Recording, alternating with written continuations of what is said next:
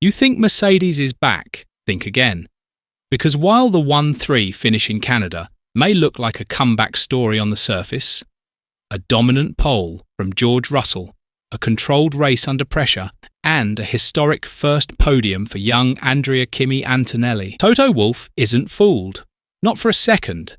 In fact, his latest revelations after the Canadian Grand Prix are anything but celebratory. Behind the scenes, Wolff is sounding the alarm, reminding everyone that this result might not be a turning point, but a mirage.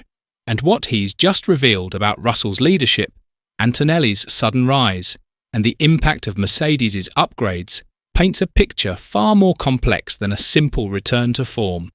According to Wolff, this wasn't about dominance. It was about a track layout that hid the car's weaknesses. It was about perfect tyre temperatures, ideal asphalt, and a suspension setup that might work in Montreal but fall apart in Austria. Mercedes may have looked fast, but Wolff says the performance swings are still too unpredictable to draw any conclusions. And what he hinted about the next races, especially the upcoming challenge at the Red Bull Ring, could shake the championship picture once again. This is no longer just about who wins the next Grand Prix. It's about whether Mercedes can finally stabilise a car that's been on a roller coaster since the start of 2022. So don't blink. Hit that like button, subscribe to the channel, and stay with us until the very end. Because what's happening inside Mercedes right now might just determine how this entire season plays out. George Russell stood on the top step of the podium in Montreal, his first win of the season, and one that came with style. Pole position, strategic tyre management, and a cool head under pressure as he fended off none other than Max Verstappen. Behind them, Andrea Kimi Antonelli stunned the world with his maiden F1 podium, making it a 1-3 finish for Mercedes. On paper, it looked like the Silver Arrows had finally broken through their slump, but behind closed doors, Toto Wolff was already tempering expectations. According to Wolff, the Canadian Grand Prix was never meant to be a litmus test for true performance. The Montreal circuit, with its long straights, tight chicanes, and relatively smooth asphalt, has always been favourable to Mercedes' strengths. And more importantly, it masks many of the W15's biggest weaknesses. The track temperature reached 50 degrees Celsius during the race, yet the car held up. It's no small feat for a team that has battled rear tyre overheating all season.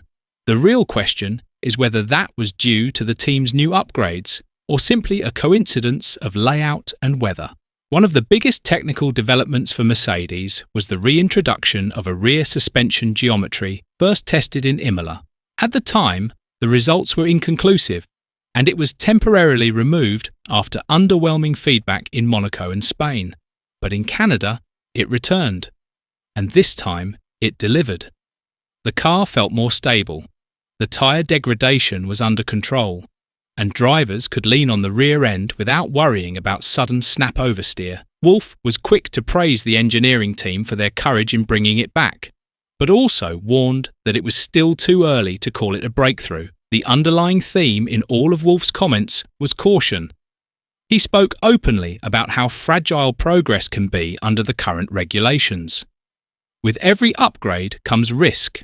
A change that looks good in simulations might backfire on track. Correlation has been an ongoing issue, not just for Mercedes, but for several teams. What works on paper or in the wind tunnel doesn't always work in real-world race conditions. That's why the team isn't celebrating yet. They know the road to consistency is long and filled with setbacks. Austria looms large on the calendar. And for Wolff, it's a very different kind of challenge. The Red Bull Ring is faster, more aggressive on tyres, and includes rapid changes of direction at high speed. Precisely the sort of test that has exposed the W15's vulnerabilities in the past. Even with the rear suspension update, there's no guarantee the car will behave the same way. Track-specific strengths have a huge impact in modern Formula One. One weekend, you're on the podium. The next, you're fighting to make Q3.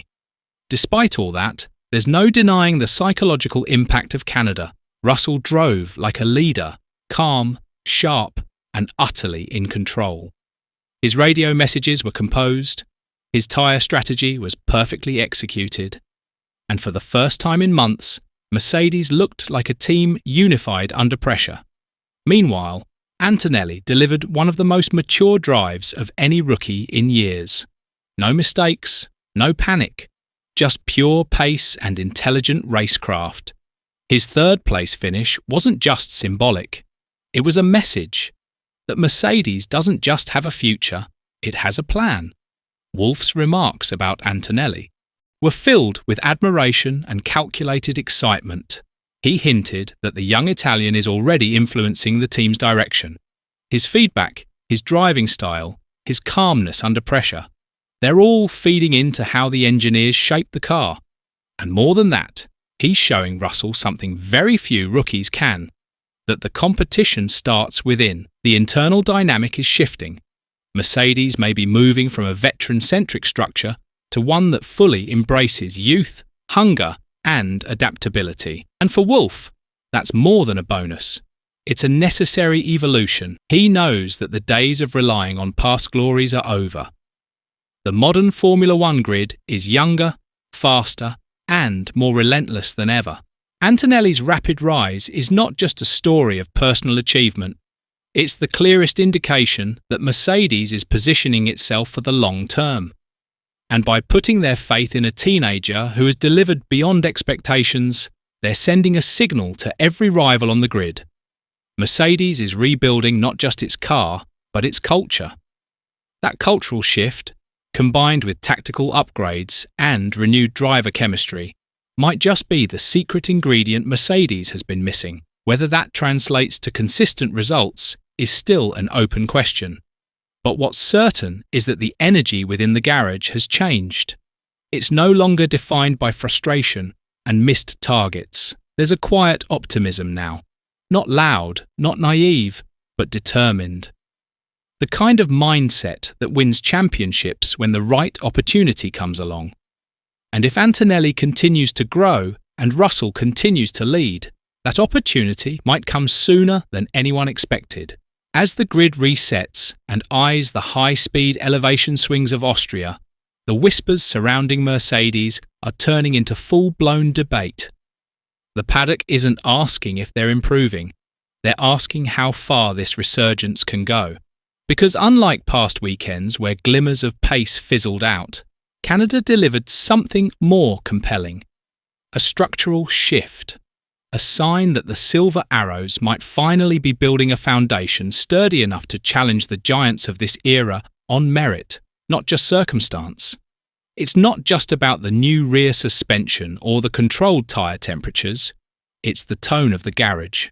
The way Russell carried himself with confidence, not arrogance. The way Antonelli held his own against Verstappen without cracking. The calm precision of their strategy, the internal coherence of a team that has learned, painfully, from 2 seasons in the wilderness.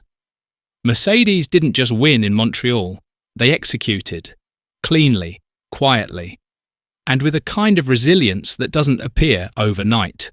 What's even more remarkable is how little noise they made doing it.